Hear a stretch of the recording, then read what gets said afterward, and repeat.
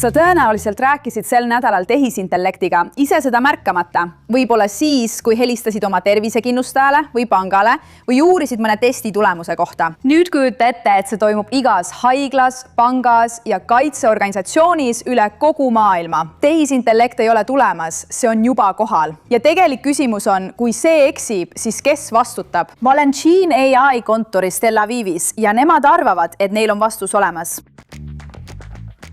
ChatGPT kasutamine e-kirja kirjutamiseks on üks asi, aga organisatsioonid kasutavad tehisintellekti meditsiiniliste, finants- ja operatiivsete otsuste tegemiseks, kus vead võivad kaasa tuua tõsiseid tagajärgi. Ja just seda probleemi Gene AI püüabki lahendada.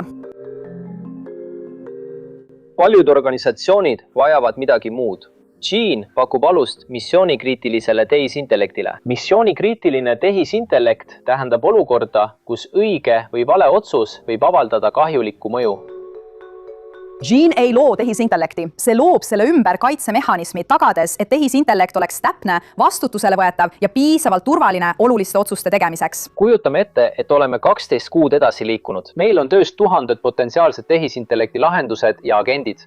10 000, 20 000, võib-olla 50 000 töötajat kasutab tehisintellekti igapäevaselt. Neil on üksteisest eraldatud tehisintellekti lahendused, mis töötavad kontrollimatult. Kui palju see maksab? Kes vastutab, kui midagi läheb valesti? Kui sul ei ole suuremahulist ettevõtte taseme tehisintellekti põhitaristut, need väikesed tööriistad lähevad katki. Ja see juba toimub organisatsioonides, mille kohta enamik inimesi eeldaks, et neil on kõik kontrolli all. Töötajad kasutavad tehisintellekti tööriistu, mõnikord isegi 10 erinevaid, ilma igasuguse järelevalveta. Tundlikud andmed, patsiendi andmed, finantsinfo, kõik need sisestatakse süsteemidesse, mida keegi juhtkonnast pole ei volitanud ega isegi teadlik nende olemasolust. Enamik inimesi ei tea üldse, või haavatavad nad isiklikult ja tööalaselt tegelikult on.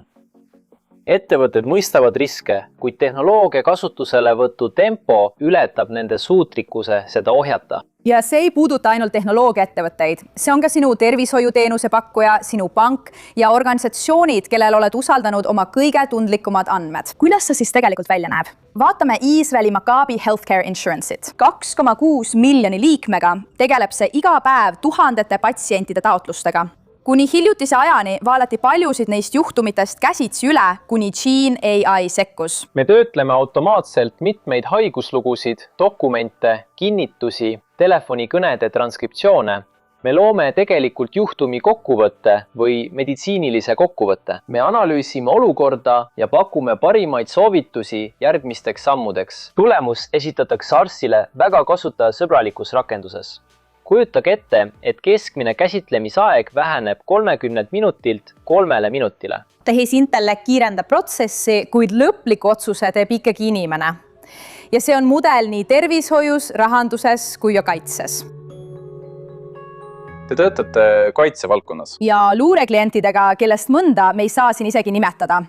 Mida teeb Gene selles maailmas? Kujutage ette, et toimub hädaolukord. Tuhanded andurid edastavad oma andmeid, videovoog, inimeste raportid, telefonikõned, kaardid, dokumendid, pildid.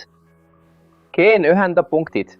See analüüsib tohutul hulgal andmeid ja informatsiooni.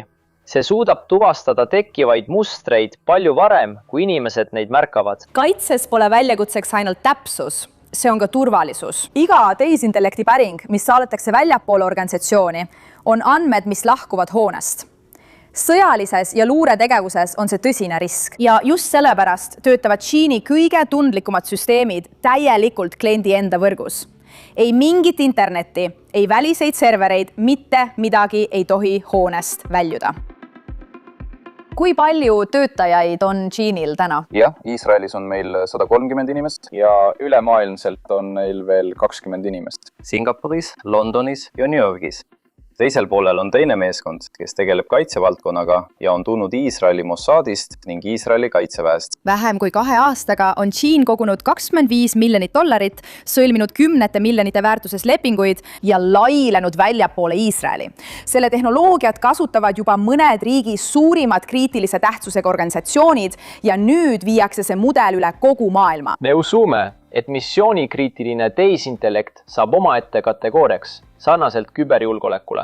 kujutage ette tehisintellekti, mis töötab päevi iseseisvalt. Meil peavad olema need kaitsemehhanismid ja vajalik infrastruktuur, et muuta see ohutuks, turvaliseks ja usaldusväärseks.